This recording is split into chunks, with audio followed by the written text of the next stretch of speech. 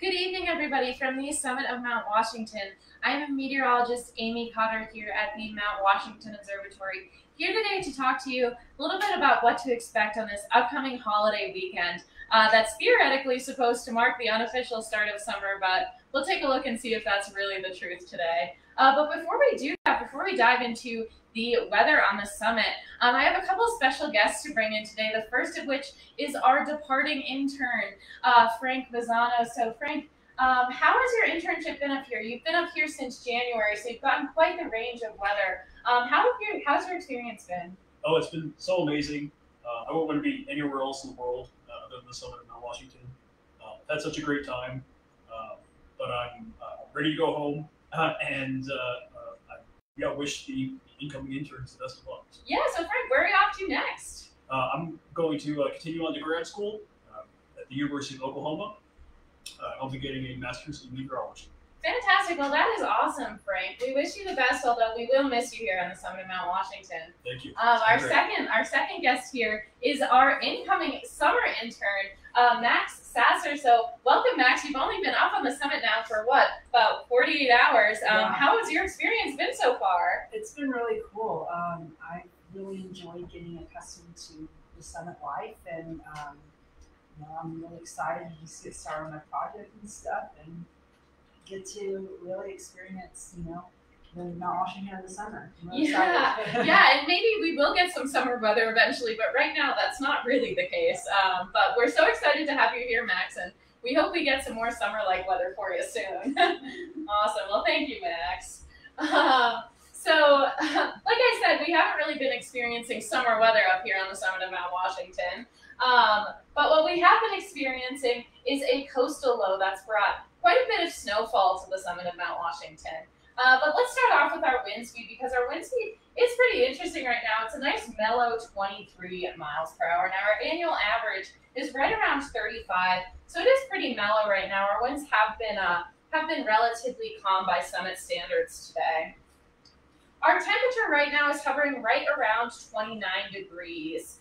So it has been warming up, at least compared to how cold it's been recently. But we'll see if that's going to change much this weekend. Another thing I'll point out on our current summit conditions page is this weather section. So this weather section is a code for a certain type of weather, and that is METAR code, which is what our observers up here use to report our weather. So that METAR code, this confusing jumble of letters right here, actually stands for something and means something. So this minus sign means light intensity. SN, SG means we have two types of precipitation occurring, one of which is snow, which is the dominant type, and SG is snow grains. We also have FZ, FG, which indicates that we are in the fog, and since it is below freezing, we are thus in the freezing fog. And DRSN stands for low drifting snow. So when that wind is whipping up snow, but it is below 6 feet, it is lower than 6 feet, that is what we call low drifting snow. So we have had some wintry weather up here, as you can assume from that snow and snow grains. If we take a look at our 24-hour data, we've gotten about 9 inches of snowfall so far in the past 24 hours. We can actually take a look at that wintry scene on our live camera here. So this is our observation deck right now. And you can see there has been quite a bit of snow that has fallen. And we are in the fog, so you can't see much of the view. But what you can see is this rime ice encasing the camera on the side. So that rime ice forms when we're below freezing and in the fog. It's basically like a frozen cloud that forms on anything on the summit. So those super cold water droplets will freeze on contact with anything on the summit when we're below freezing. But let's talk about how this weather is going to progress, what we're going to see this weekend. So this surface map right here tells us a little bit about what types of pressure systems are passing through, what weather fronts are passing through, what kind of precipitation we might see over certain forecast areas. The first thing that I'm going to point out right here is this L right here. So this L right here is the low pressure system, or the coastal low, that has brought this very unsettled and wet weather that we've been experiencing at both low and high elevations. And all of that green shading is indicating rainfall, which has fallen as snow here at the higher summits, quite a bit of it actually. But at lower elevations, for the most part, we've seen rain. Then let's hop forward to this weekend before we jump too far ahead. You'll see a low trailing in behind it. So we've got kind of a double low set up and continued rainfall through Saturday. And then as those lows, both of those lows start to shift northeast, you'll see that green shading kind of start to clear up. And this is into Sunday right here. So this is ending out the official weekend, but we'll give you a little sneak peek on what to expect on this holiday Monday. Hopping forward to this map here. So this map here is pretty similar.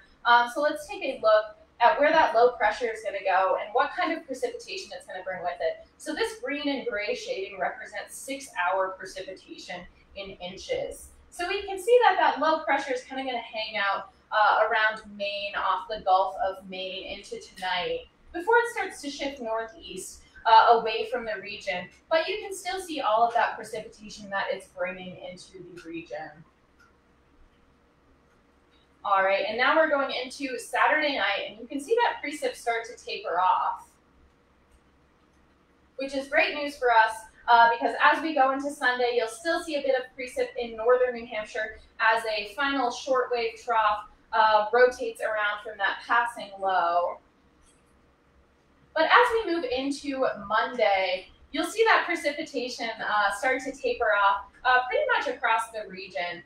There certainly is a chance for a shower here and there as we go into Monday, but you'll see that H, that blue H indicating high pressure, start to build into the region and kind of clear up that precipitation as we move into Monday. So things are maybe looking up for Monday.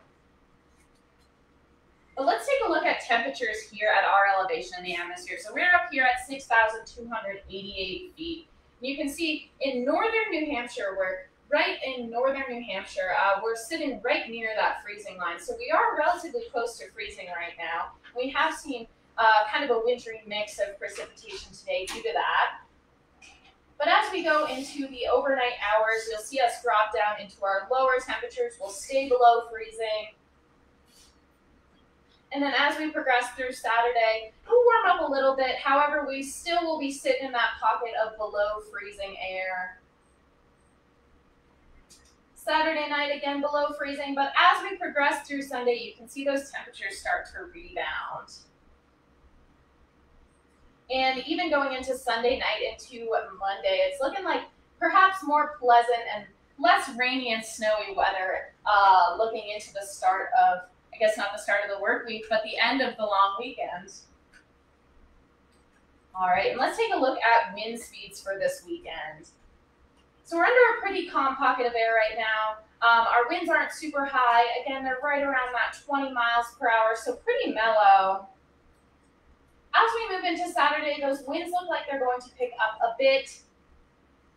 Nothing too insane before they start to mellow out again into Sunday.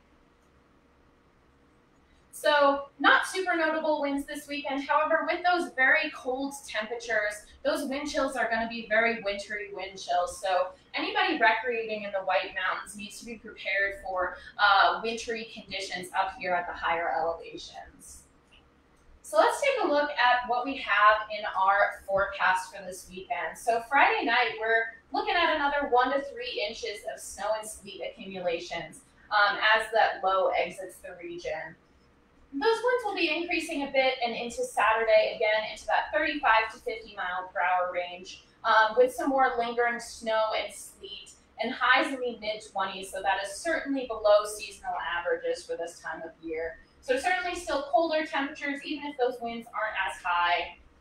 And then moving into Saturday night, we'll see another trace to 2 inches of snow and sleet accumulation. So storm isn't quite done with us yet. And then moving into Sunday, we'll have our highs in the upper 20s, so we'll maybe start to see, hopefully, some rebounding temperatures and another trace to 1 inch of snow and sleet as those showers, those more isolated showers, start to taper off through Sunday. And you'll notice those wind chill values. So those wind chill values are pretty cold, and that's what the air is going to feel like. That wind is going to bring quite a bit of chill to those already very cold temperatures. So keep that in mind when planning for your Memorial Day weekend. But that's all I have from the summit that's all I have for you from the summit this evening. But I hope everybody enjoys their Memorial Day weekend, whether you're experiencing rain, snow, or everything in between.